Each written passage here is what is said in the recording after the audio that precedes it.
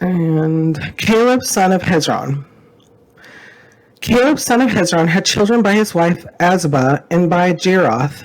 These were her sons, Jeshur, Shobab, and Ardon. When Azubah died, Caleb married Ephrath, who bore him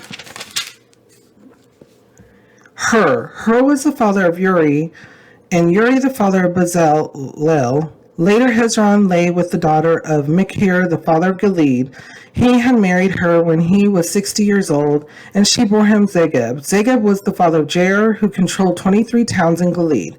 But Geshur and Aram captured Havoth Jair, as well as Kenneth, with its surrounding settlements, 60 towns. All these were descendants of Machir, the father of Gilead. After Hezron died in Caleb Ephrathah, Abijah, the wife of Hezron, bore him Ashur, the father of Tekoa. These chapters are pretty lengthy, so I'm not quite sure how far we're going to get today. There's always a lot here, so I may have to break Chronicles up a little bit more than usual because of the lengthiness. And there's, again, so much to review going forward. Let's continue to read. After Jerahmeel, son of Hezron.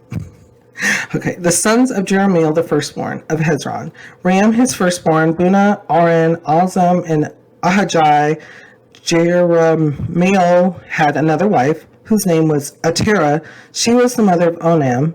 The sons of Ram, the firstborn of Jerahmeel, Maz, Jamin, and Ekhar. The sons of Onam, Shammai and Jada. The sons of Shammai, Nadab and Abishur. Abishur's wife was named Abihail, who bore him Ahban and Molid. The sons of Nadab, Seled and Epaim. Seled died without children. The son of Epaim, Ishi, who was the father of Shishan. Shishan was the father of Eli. The sons of Jada, Shammai's brother, Jether and Jonathan. Jether died without children. The sons of Jonathan, Peleth and Zaza. These were the descendants of Jerahmeel. Shishan had no sons, only daughters. He had an Egyptian servant named Jarha. Shishan gave his daughter in marriage to his servant Jarha, and she bore him Attai.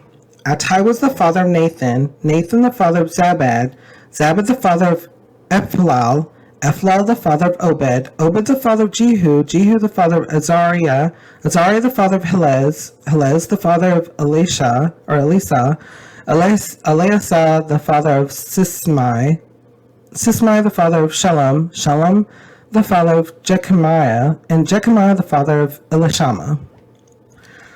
So even back then,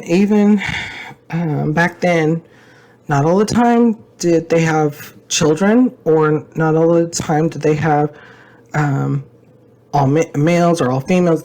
Not all the time did each one of them had children, but there was still someone in the family, in the line, that had children. But bringing past to present, it's completely random. Sometimes in families, some people, they end up not having children. It's not, to me, there's a lot of overthought when it comes to families, such as even having, when it comes to different cultures, having psychological requirements, as in you are to have a family and have children, period. And that is great, because children are a blessing. Yes, that is it's something that is also talked about in the Bible, but it also is talked about in the Bible. Even Jesus hit upon this, is that sometimes some people, they don't get into a relationship or marriage. They don't have children. And in here, some of these people did not have children. And and yes, they were still blessed in their life.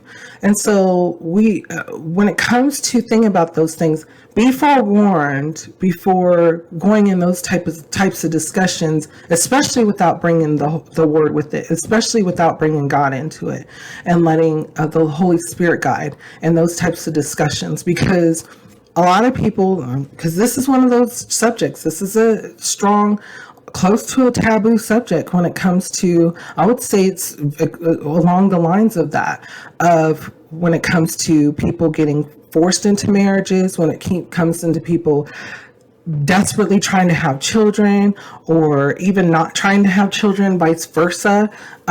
There's a lot to it.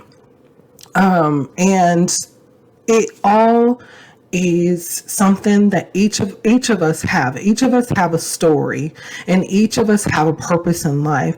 And we may go to the Lord. Each one of us have that right to go to the Lord and to discuss that with Him about having a family, having children, and such. And if you end up having a family, that is fantastic, and you end up having children. We having children and such. Fantastic. That is a blessing. Children are a blessing from the Lord. But at the same time, be careful not to judge others who do not, because at the same time, not all the time is it part of every single person's story.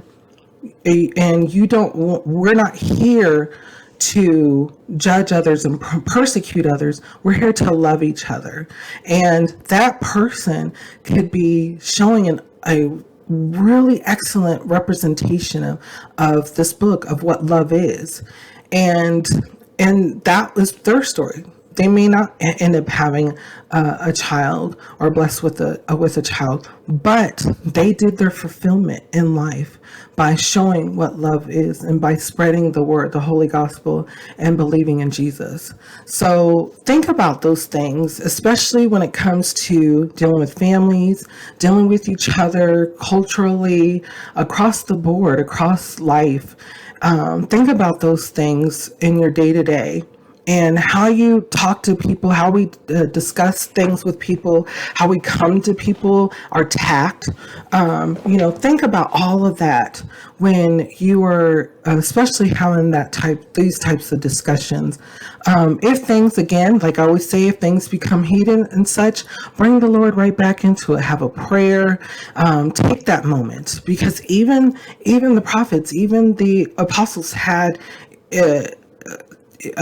arguments of thought, arguments of things that they felt, and how they thought things were from either the word or through customs and such. So think about those things. What kind of thoughts or feelings come to your mind when we read over this? How does it make you feel, and what does it make you think?